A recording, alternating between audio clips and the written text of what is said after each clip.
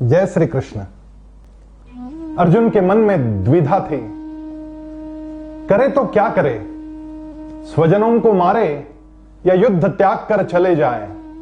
और भगवान श्री कृष्ण उपदेश कर रहे थे गीता के माध्यम से, कर्मयोग की शिक्षा दे रहे थे और विजय का मार्ग प्रशस्त कर रहे थे। भगवान ने तीसरे अध्याय में अर्जुन से कहा, अपने कोर पर फोकस करो। हमारी जो स्वाभाविक प्रवृत्ति है उस स्वाभाविक प्रवृत्ति के अनुसार कर्म करो। तुम योद्धा हो और योद्धा यदि संन्यास की बात करे तो वो सुखी नहीं हो सकता, ना यशस्वी हो सकता है।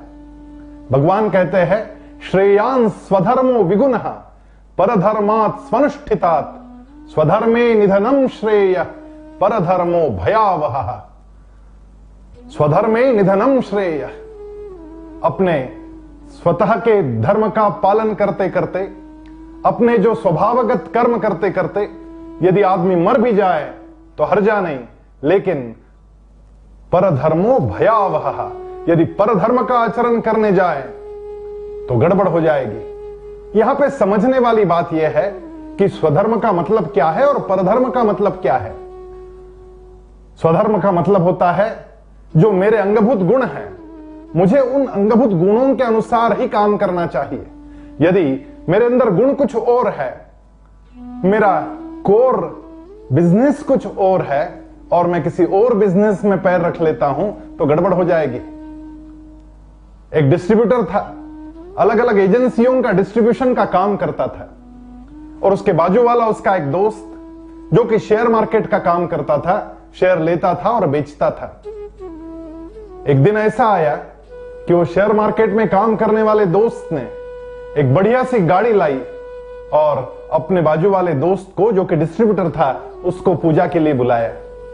जब गाड़ी की पूजा शुरू हुई तो डिस्ट्रीब्यूटर के मन में यह विचार आया कि इसका धंधा बड़ा अच्छा है, ये बहुत कम समय में और बहुत कम परिश्रम में बहुत ज्यादा पैसा कमा लेता है, मुझे भी उसके जैसा कुछ करना चाहिए। और फिर उसने अपने दोस्त की सलाह भी ली और शेयर मार्केट में कुछ इन्वेस्टमेंट करना आरंभ किया। लेकिन उसका मूल बिजनेस जो था वो डिस्ट्रीब्यूशन का था। उसको उतना समय नहीं मिलता था कि वो जो शेयर मार्केट का उतार चढ़ाव है उसका ठीक से अध्ययन करे, उसका स्टडी करे। हुआ यूं कि कुछ दिनों बाद शेयर मार्केट नीचे उतरने लगा और जितनी पूंजी इस डिस्ट्रीब्यूटर ने अपने धंधे की कमाई की, परिश्रम की उस शेयर्स में लगाई थी, वो सारी चौपट हो गई। उसका मूल काम है डिस्ट्रीब्यूशन का, लेकिन वो किसी और काम में चला गया। अपना कोर छोड़कर जब काम करता है तो स्थिति भयावह बनती ही है। एक बच्चा था जो कि बहुत अच्छा बैडमिंटन खेलता था और उसकी मां को अक्सर लगता था कि बाजू वाला जो बच्चा संगीत सीख रहा है उसके कारण उसका नाम कितना ऊंचा उठ रहा है। किसी टीवी के रियलिटी शो में उस बच्चे को दिखाया गया, उसको पारितोषिक भी प्राप्त हुआ। जब रियलिटी शो में टीवी पर उस बच्चे को देखा तो बैडमिंटन खेलने वाले बच्चे के मां के मन में आने लगा कि क्यों मैं भी अपने बच्चे को यदि संगीतकार बनाती हूं, गायक बनाती हूं तो यह भी नाम ऊंचा करेगा, रोशन करेगा। और बैडमिंटन की क्लास बंद करके इस बच्चे को संगीत की क्लास में डाला गया, जो कि उसको बिल्कुल भी नहीं जचता था। उसका वो स्वभावगत गुण नहीं था, उसका वो बेसिक इंटेलिजेंस भी नहीं था, लेकिन मां ने जबरदस्ती उसको संगीत के विद्यालय में डाला और संगीत 4-6 महीने तक वो सीखता रहा।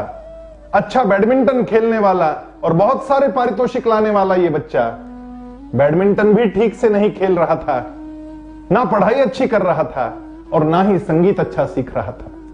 जो मेरा स्वभावगत कर्म है वो कर्म करना चाहिए, वही मेरा धर्म होता है। हमारे कोर पे हम लोगों को सदैव अपना ध्यान रखना होता है। सक्सेस का एक पिरामिड होता है और उसमें जो सबसे ऊपर होते हैं वो 20% लोग यशस्विता के शिखर पर चढ़ते हैं। बीच में जो 60% होते हैं, 60%, वो संघर्ष करते करते चल लेते हैं और जो नीचे 20% बच जाते हैं, बॉटम के 20%, वो हार जाते हैं। हमारे बच्चों को हमें साइंस में डालना है, कॉमर्स में डालना है या ह्यूमैनिटीज में डालना है, उसका स्वभाव किस प्रकार का है इस पर यह निर्भर करेगा। काम कोई भी हो, वो मेरा स्वभाव है या नहीं, इसको देखे बिना यदि वो काम हम करने लगे तो दूर के ढोल सुहावने लगते हैं, दूर से पर्वत बड़े सुंदर नजर आते हैं, लेकिन वस्तुस्थिति वैसी नहीं होती। हमें अपने स्वभावगत कर्म को ही करना चाहिए, इस बात पर भगवान जोर देते हैं और यश का ये सुंदर मंत्र बताते हैं कि अपने स्वभावगत कर्म करते चलो, आगे बढ़ो और जीवन में यशस्विता को प्राप्त करो। जय श्री कृष्ण।